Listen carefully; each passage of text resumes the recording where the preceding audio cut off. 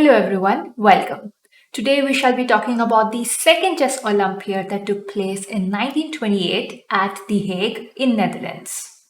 As FIDE was still very new at this point of time, and with everything going on around the world, there was pressure and tension because of which only amateur players were allowed to take part, because of which many top world chess players ignored this competition, which reduced the strength and prestige.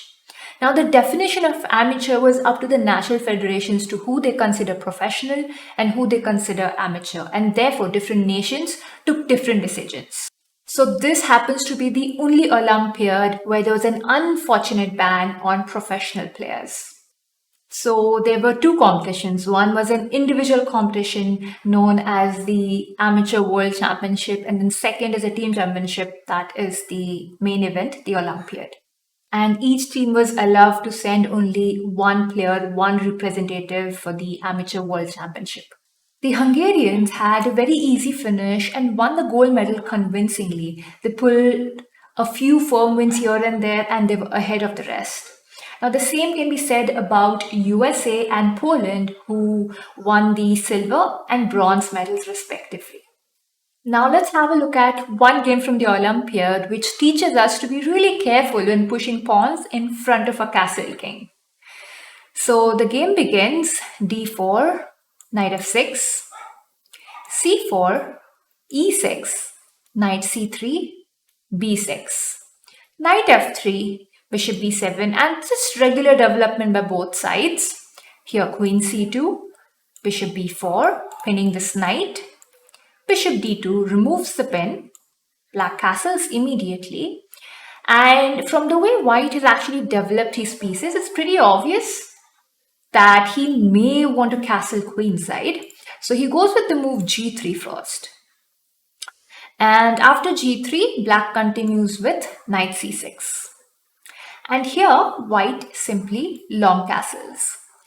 Now, long castles immediately here should be a mistake because here black has an immediate knight into d4, capturing the pawn because this knight is pinned, because otherwise the rook falls on h1. That is, if the knight captures, that is bishop into h1.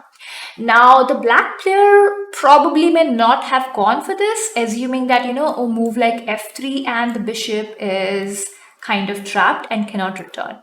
But anyway, this was not played. He rather chose a safer continuation, which makes complete sense too. And here, Blumek went with the move knight a5, asking white to immediately support the c4 pawn, because now white cannot play e3, because then the knight on f3 would be hanging and the light squared bishop would just capture it right away for free. So over here, white said, all right, my pawn's attack. Let me just go with the move b3. One pawn move is not going to affect or do anything. I support the pawn and my king's also pretty safe. No worries. But over here now is where you actually see what one pawn move can also do. Now, in this position, black immediately went with bishop a3 and took control of this diagonal and improved the positioning of the bishop with bishop a3. White went king b1. And now, black said, all right, my bishop's on a great spot. Now, this knight on a5, which I moved earlier, has done its job of attacking the pawn, and white was provoked to push the pawn. Now let me just get the knight back, and I have a serious threat right now because I want to take my knight to b4, and very surprisingly, the queen seems to be trapped if black gets another move and just plays knight b4 in this very position. So white said, all right, I have to make a square for my queen. I have to run away. So bishop c1. So not only is white making a square for the queen, but also offering to trade the dark square bishop because, well, black's dark square bishop is really strong near the white king. But here black said, no, I'm just going to continue with my idea. Knight b4, attacking the queen. So white went with queen d2, of course. And now black went with knight e4. And here white cannot capture knight e4 because if knight e4, there is bishop e4. And after king a1, black will win a whole lot of material after knight c2 and a series of discovered checks. Let's say knight d4, knight c2, knight e3, and so on, so on. So anyway, white decided to rather play this move queen e3 and still run with the queen. And here black went with knight into c3 check, queen into c3. So the point of capturing was to vacate the square for the bishop. So now bishop e4 check. And again, if this king a1, well, the same process continues, knight c2 and capture, capture, capture.